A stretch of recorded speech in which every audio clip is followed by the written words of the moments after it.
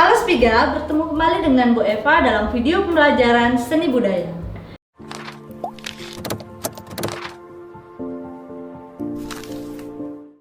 Nah, pada video kali ini kita akan membahas mengenai unsur-unsur dan elemen dasar tari.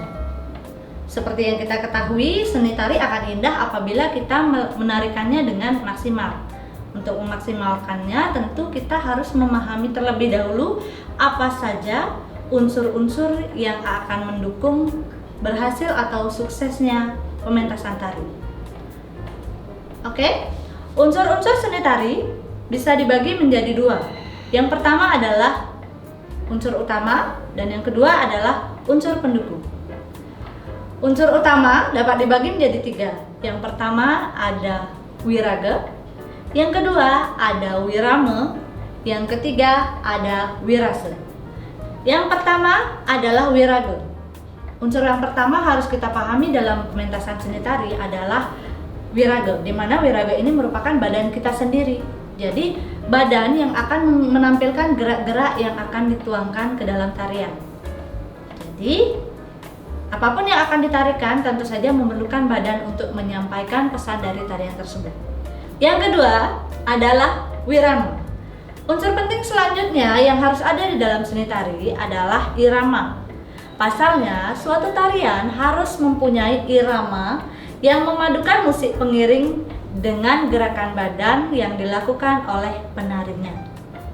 Irama pun harus mempunyai tempo yang sesuai dengan gerakan yang dilakukan. Pada hal ini biasanya penari yang mengikuti tempo. Yang ketiga adalah wirama atau rasa. Selain raga dan irama, seni tari juga harus memiliki unsur rasa. Sebuah tarian harus mampu menyampaikan sebuah perasaan yang ada di dalam jiwa seseorang. Penyampaian perasaan inilah yang disampaikan ke dalam sebuah gerakan atau tarian dalam pengekspresiannya. Jadi yang diekspresikan adalah rasa yang ada di dalam tarian tersebut.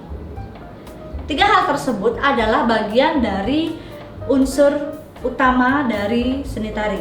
Selanjutnya kita akan menuju kepada unsur pendukung. Seni tari juga memiliki unsur pendukung yang bisa memaksimalkan ekspresi seni tari tersebut. Di antaranya, yang pertama adalah ragam gerak. Sebuah tarian tentu akan lebih indah jika mampu melakukan kolaborasi seluruh anggota tubuh kalian.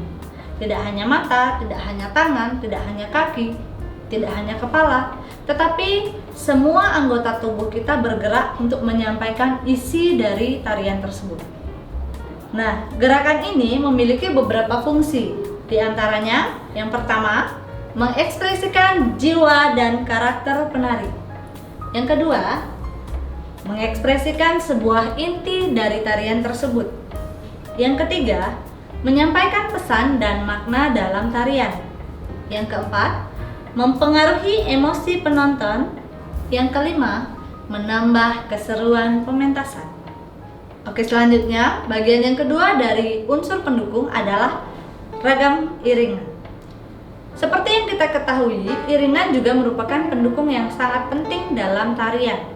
Musik harus menyesuaikan dengan gerakan badan yang membentuk sebuah tarian. Iringan atau musik merupakan sesuatu yang sangat penting dalam tarian.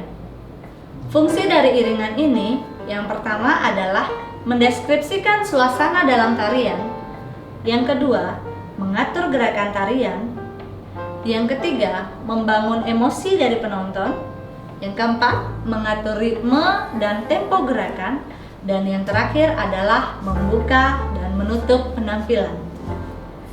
Begitu juga dengan tempo dan ritme, musik pengiring bisa saja lembut, dinamis hingga kencang sesuai dengan kebutuhan tarian tersebut. Selanjutnya kita menuju ke bagian yang ketiga, yaitu tata rias dan tata busana.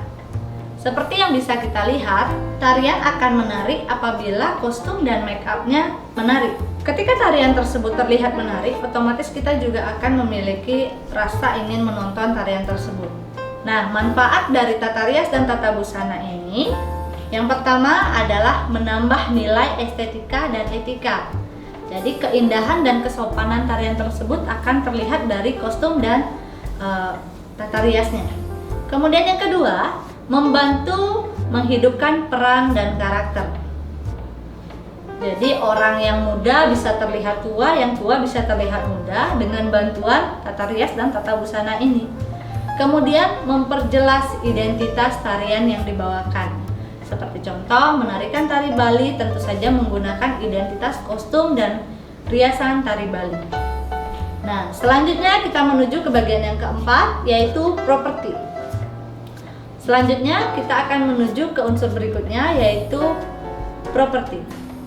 Properti kita kenal sebagai pelengkap serta penambah nuansa keindahan saat pementasan seni tari. Pementasan menjadi bagus dan berkarakter apabila menggunakan properti yang berbeda-beda. Filosofi properti yang dipakai tidak akan jauh berbeda dengan makna yang terdapat dalam tarian tersebut. Selain itu, properti juga dapat dijadikan sebagai pembeda antara suatu tarian dengan tarian yang lainnya. Properti ini juga memiliki fungsi diantaranya: yang pertama, mendeskripsikan tema yang dimainkan oleh penari tersebut. Yang kedua, memperjelas karakter dalam gerakan penari. Yang ketiga, memperindah gerakan dan penampilan tarian tersebut.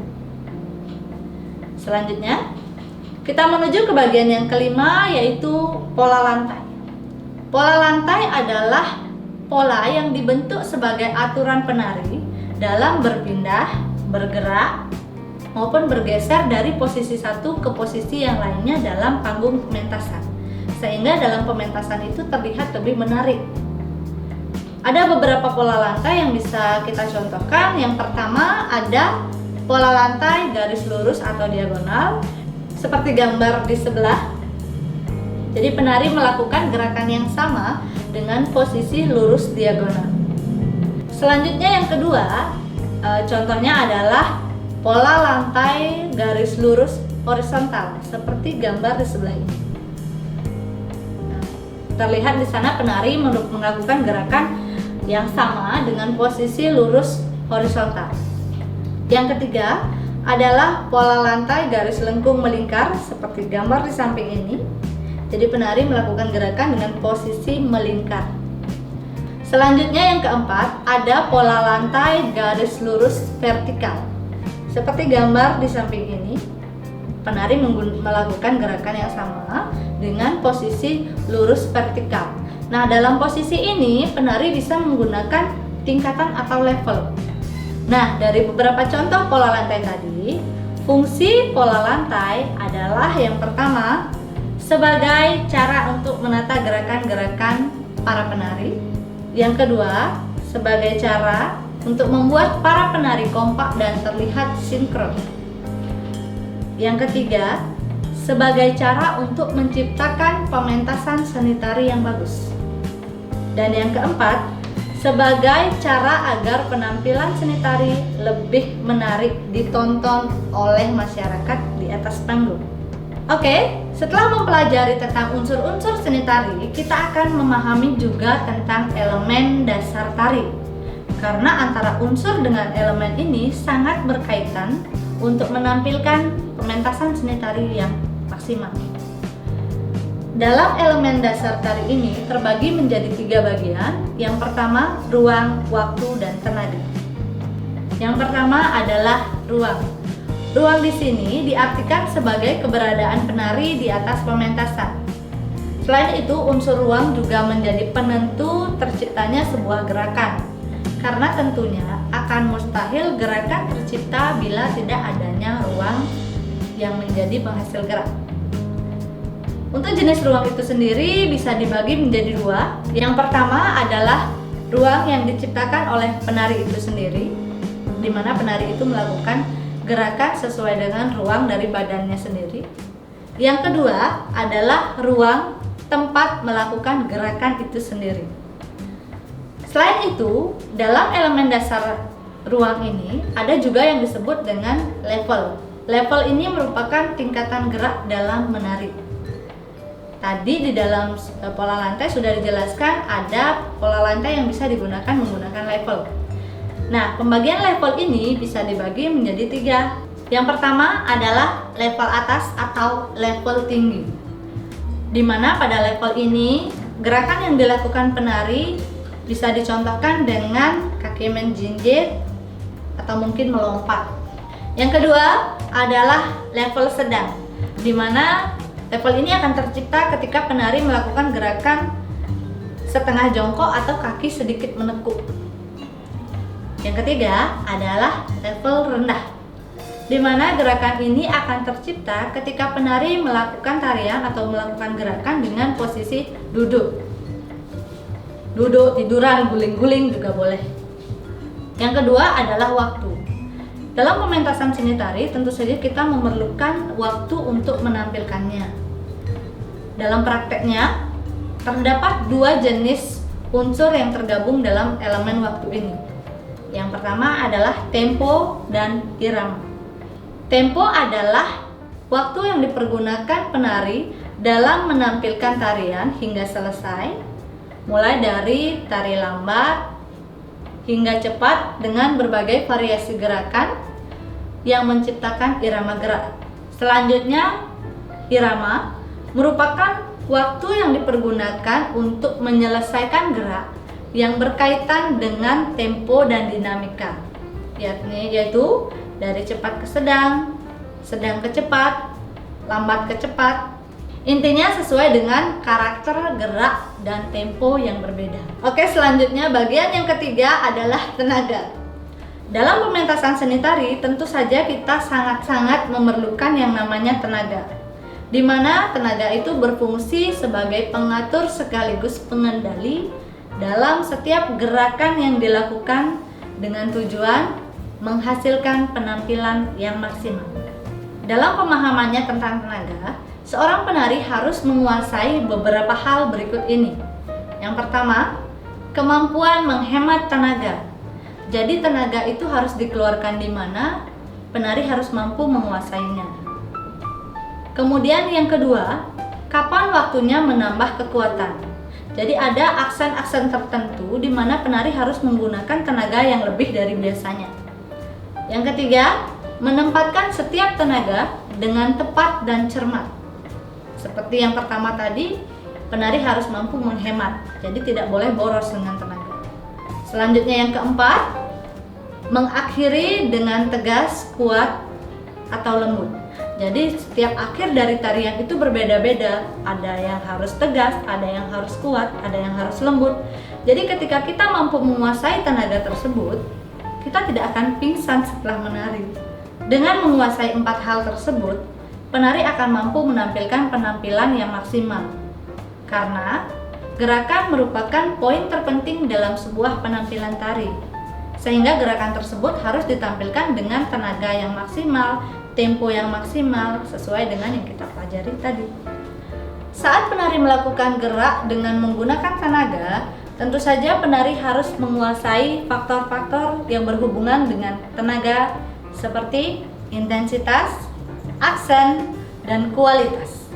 Intensitas adalah gerakan tari yang berkaitan dengan suatu kualitas dari tenaga dalam tarian sehingga akan menghasilkan suatu gerakan dengan tingkat ketenagaan. Yang kedua, aksen adalah gerakan tari yang muncul ketika penari melakukan gerakan dengan cara tiba-tiba dan kontras. Ini sering juga disebut dengan tekanan. Selanjutnya yang ketiga adalah kualitas, merupakan suatu gerakan tari yang timbul dengan cara menggunakan atau menyalurkan tenaga. Jika dalam gerakan yang dilakukan menggunakan intensitas yang tinggi, maka bisa menggunakan tenaga yang tinggi juga. Begitu juga sebaliknya. Nah, adapun beberapa fungsi dari tenaga diantaranya yang pertama, sebagai awal penggerak, di mana penari melakukan gerakan sesuai dengan karakter gerak, mulai dari kekuatan penuh, lembut, ringan, hingga berpose di tempat. Yang kedua, sebagai pengatur gerak, di mana penari mengatur tenaga dari awal sampai akhir. Yang terakhir yaitu sebagai penutup. Penari menutup tarian dengan tenaga yang tersisa dan tidak terkesan terengah-engah atau kelelahan sehingga mengesankan bagi penonton. Oke, sekian dari video Ibu kali ini. Di akhir video akan Ibu tampilkan contoh menari dengan iringan eksternal dan menari dengan iringan internal. Selamat menyaksikan. Bangun dan bukalah matamu, saatnya meraih mimpimu. Arahkan pandangan ke depan, Tuhan kan menuntunmu. Sadarilah masa berganti, tantangan kan kita hadapi. Bergandeng tangan untuk negeri, era kita menanti berseri. Kita belajar Pancasila, kita bernafas dalam sila-silanya. Kita belajar Pancasila, ayo kita jaga untuk Indonesia.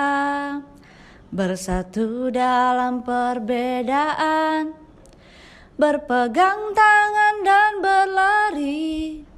Singkirkan egomu oh kawan, demi negeri ini. Jadilah generasi emas, cerdas berkarakter itu kita. Berjuang dan harus berani, kita terus torehkan prestasi. Kita belajar Pancasila, kita bernafas dalam sila-silanya. Kita belajar Pancasila, ayo kita jaga untuk Indonesia. Kita belajar Pancasila, kita bernafas dalam sila-silanya. Kita belajar Pancasila, ayo kita jaga untuk Indonesia.